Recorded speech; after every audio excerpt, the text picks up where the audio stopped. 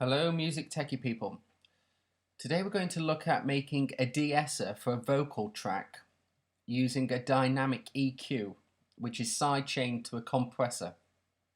So first let's have a quick listen to the track and hear the sibilants, which is why we use a de-esser, and this is caused through strong S sounds, T's and C's, and it's basically as the air whistles through the teeth.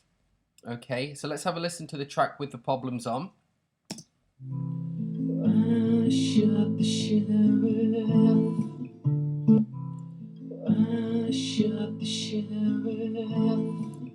Okay, so we can hear it there.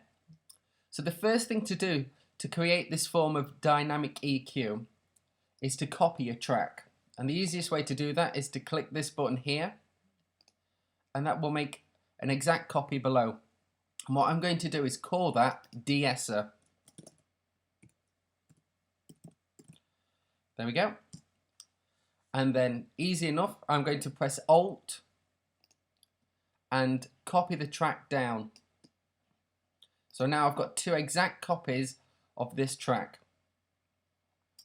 The next thing you want to do is to EQ, so we can pick the frequencies that we want to compress and bring down in the mix, those S's and T frequencies.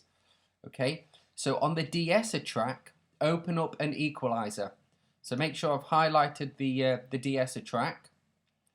I'm going to solo that as well, and just double click on the EQ insert here. Now let's press the analyzer and just look at those frequencies again and see where the problems lie for those sibilants.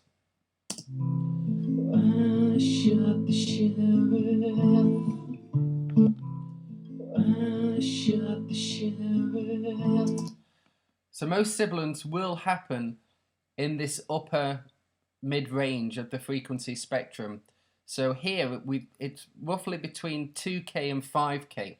So what I'm going to do is put a bandpass filter on those and make them really, really high, okay?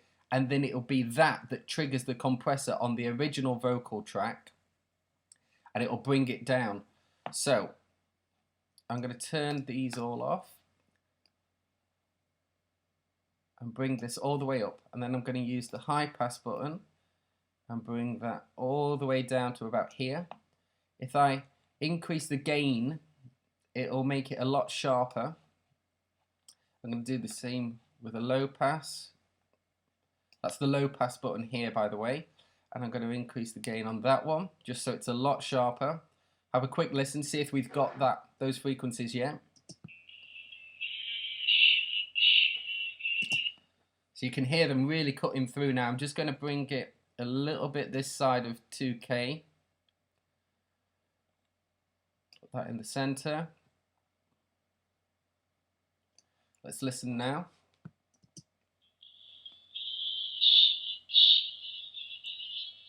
So we can hear those horrible frequencies, those horrible S sounds. Okay, so now I've got those frequencies, yeah? And what I'm going to do first is make sure I turn off the output. We don't want to hear those, okay, those horrible sounds. So I just go down here on the de-esser track and I assign the output to no output. Okay, I can unsolo that now and close this. The next thing is to go back to your original recording, and we're going to put on a compressor. So let's go to Dynamics and Compressor. There we go. I'm going to make this a little bit bigger so you can see it clearly. Okay, what I need to do now is sidechain it so that the de-esser channel triggers the compressor when it's going to come in. And I do that by this sidechain here. I click on that and go to de-esser. So what's happening now is that the de-esser channel is going into the compressor, and it's that's triggering it to work. Now, the first thing you want to do is set the threshold. Now, I want this quite low so that even on the low parts of the sound, when he's singing, it's still working on the compressor. So let's shot the sheriff. I shot the sheriff. Okay, so about 27 there, but I would imagine that on any recording, if you're doing this, if you're making a dynamic EQ, you're going to want something at about -20 at least. So the next thing is the ratio, and I want it to be quite a hard ratio so that we get this hard compression. So what I'm going to do is start off at about 8:1. So that means that it's divided by 8. For every 8 goes in, only 1 comes out. So let's listen to that.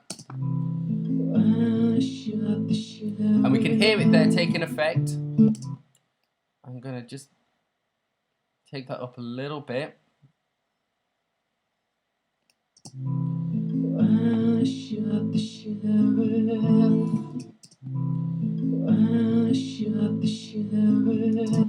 Okay. What I'm going to do then is set my attack and release quite quick. Okay. I want them acting just on those S sounds, on those sibilant sounds, and then straight away I don't want the compressor to work anymore. I just want it to leave it to get on with everything else. So let the vocals do what they do. So I'm going to bring these quite far down. Let's have a listen to those now. Should take a greater effect.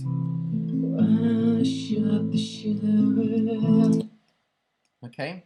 And finally, what I'm going to do is set it to peak, not RMS. And I want it to take just on the peaks. I don't want it to work over the average of the waveform. So let's listen to this now.